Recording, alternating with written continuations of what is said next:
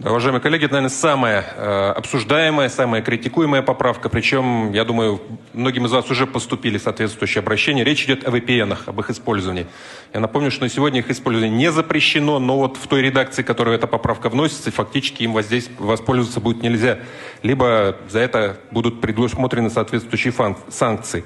Две статьи дополнительные появляются или должны появиться в КАПе. Первая 1352, который будет наказывать владельца, разработчика VPN-системы за то, что они не взаимодействуют с Роскомнадзором в части запрещенных. Ну а второе, 1353, это как раз та самая поправка, которая будет наказывать за поиск и подключение к экстремистским материалам как таковым, либо к экстремистским сетям.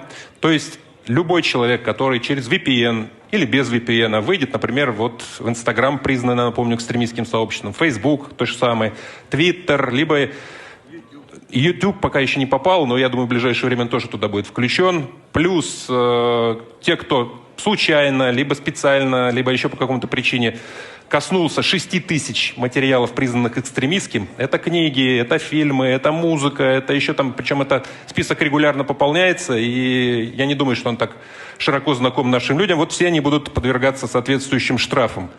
Поэтому, на мой взгляд, 40% наших граждан, официальная статистика, пользуются сегодня VPN. Записывать их сегодня во враги, ну, сразу 40% совершенно неправильно.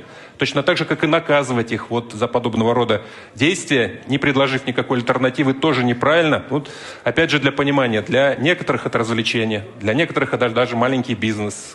Кто-то там что-то продает через эти сети, условно запрещенные, кто-то там ногти красит, кто-то еще что-то. Это огромный пласт сегодня людей, для которых принятие вот в нынешнем варианте этой поправки, ну, поставит под угрозу их бизнес и, естественно, будет предполагать существование в условиях постоянных штрафов. Там я говорю про буквальное толкование, не то, что там кто-то пытается объяснить сегодня в сетях, что вот это может быть не так, за первый раз, может быть, не накажут, а может быть, со второго раза, а вот надо умышленно, надо неумышленно. Вот буквальное толкование того, что написано, это наказание.